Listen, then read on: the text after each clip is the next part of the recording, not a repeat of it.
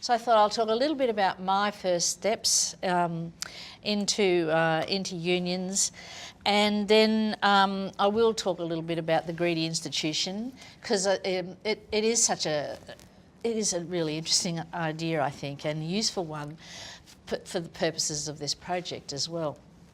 So for mine, I didn't come out of a family that had the slightest inkling about unions. It was a complete something that happened in the city. I come from the bush, and apparently, although I later found out that wasn't the case, their unions don't exist in the bush. But of course the Shearers Union has that fabulous history, which anyway.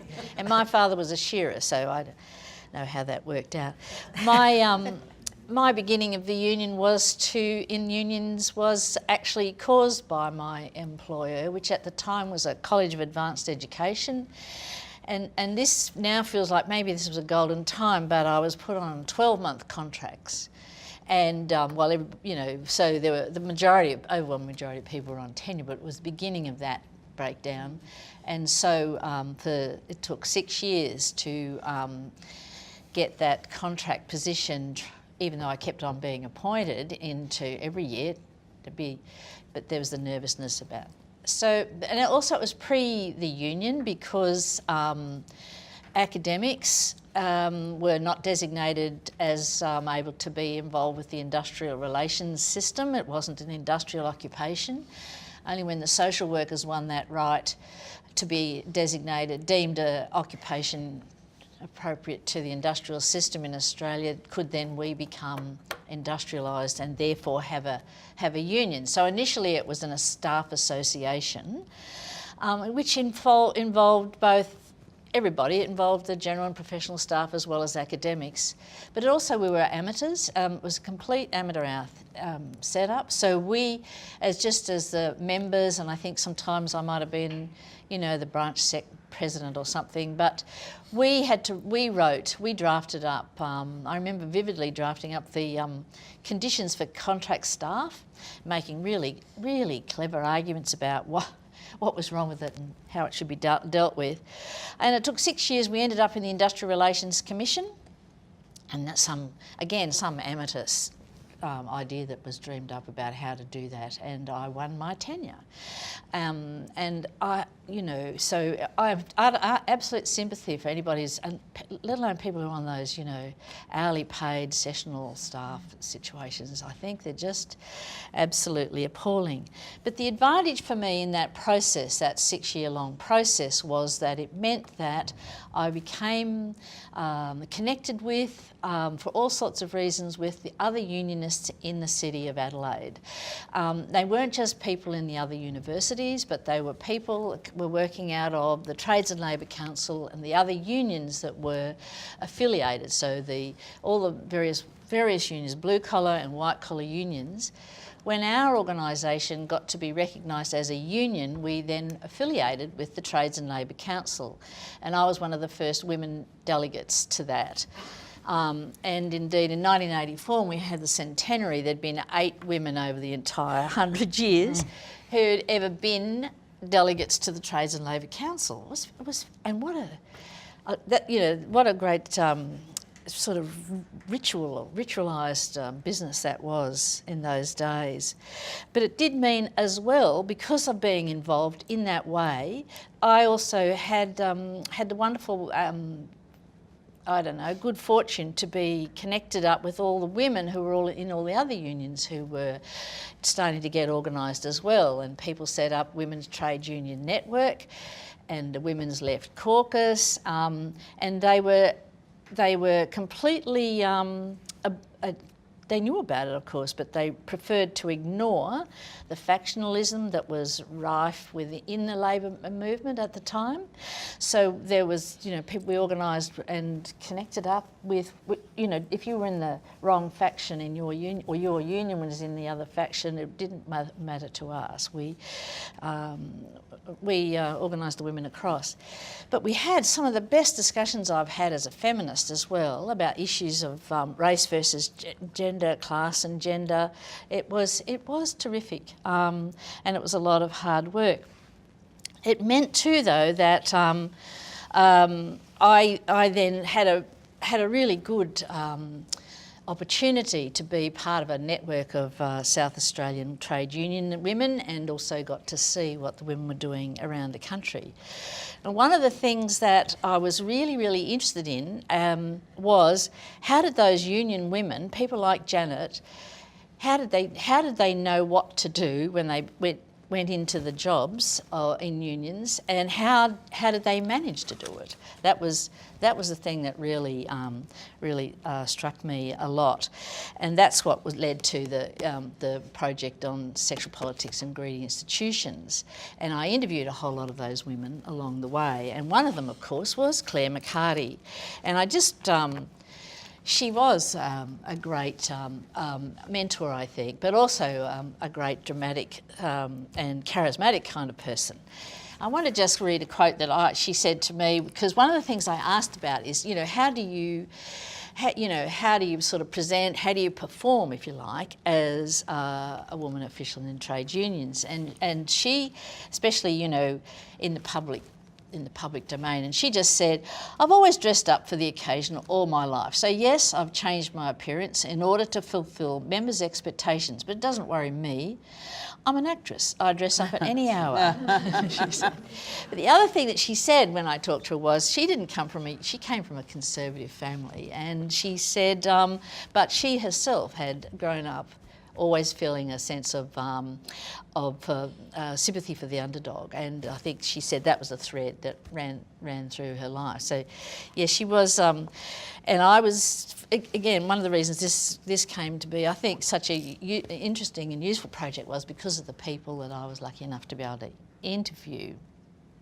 So, the concept of the greedy institution is the one that whenever I've mentioned it over the years, especially to people working in universities, they always go, oh yes, that seems to name something. Now, that's because, and then I always say, no, it's not only the bad side. So the greedy institution is an idea that I've modified from somebody else, but somebody else came up with it in the early 70s when organisations hadn't been overtaken by a kind of neoliberal, drive.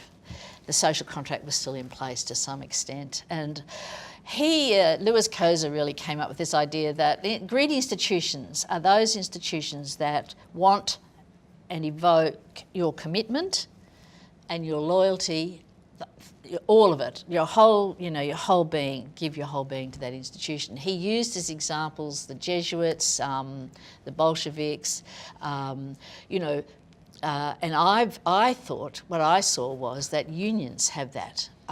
Unions want your commitment. Unions want your whole life, really. If you're if you're a committed union member, political parties want your whole life. Okay. Now the first thing about that is that not every institution is worth or even can evoke that. Yeah. Right? Not every institute, there's a lot of workplaces, I can't think of any to name right this minute, but who would evoke, there's something you would want to give your life to. But in a sense, the union and the university, education rather, I'll say, are both institutions that have the potential, don't they? They have the principles, what they stand for, what they do, what they're about, what they're for, has the potential to be worth giving your life to, giving your all to. So that's where we're fortunate, being in education, and I think we should say to anyone who's not a union member, to the union as well. Unions have that potential. But Lewis Koser didn't write that book by himself. His wife, Rose, wrote a chapter on the family, on women and the family. Because, and as she rightly pointed out, and I've taken this up in, how do union women do this stuff, is that the family is the greedy institution in women's lives. And as Jeannie said before, whether you have an immediate, 3 little possums at home or not, it's assumed that you do. It is assumed that women commit to family and are loyal to family and give their all to family. That's the assumption. whether you have the material, you have it materially in your immediate environment or not. So then the question is, for particularly, say, women unionists or academics, that's three, but anyway, how do you commit to two? How can you be committed to two greedy institutions, the union and the family, as a woman? And that's, I think, what the women I talked to struggled with, and I'm sure any of the activists that we know for people for social justice, that's what they're kind of struggling with all the time. So I'd just like to make a couple of points about that. One is that then, in terms of participating in this program, I hope that you can see that the union potentially, and I think currently does have that, has the capacity to evoke commitment, and the value of the work that you can do through it is really important. But secondly, as women committed to and engaging with both, then trying to engage with a university as well as a union, then the other thing you have to work on and navigate, and I think would be good to try and tackle in this program, is how do you navigate. I'm not going to say balance.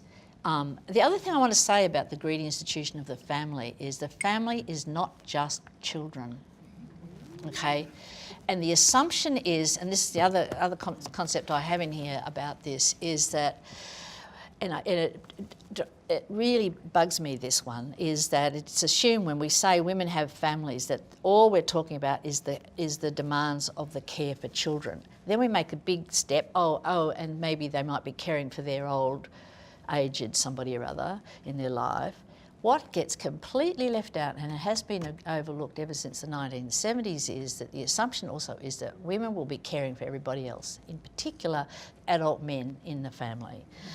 And that gets, like, we used to talk about the need, men's demands and stuff, but that's in the name of egalitarianism. We now assume everybody's equal in the family and the men are in there being equal and whatnot.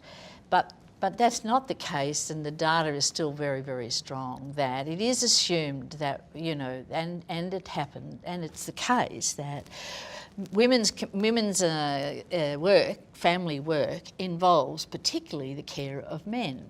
So yes, they might be cooking meals for kids, but the men are, eating those meals as well, and so on. You know what I'm saying there. And so I think it's also really important to keep that on the agenda when we're talking about women and balancing family. It's not just about balancing those few years when people are trying to deal with little children and childcare issues, and then the teenage years and so on. There's a whole decades of the other care demands that are put on women to care for the other adults as well as the older ones. So that's a really important one. Finally, just to say, women.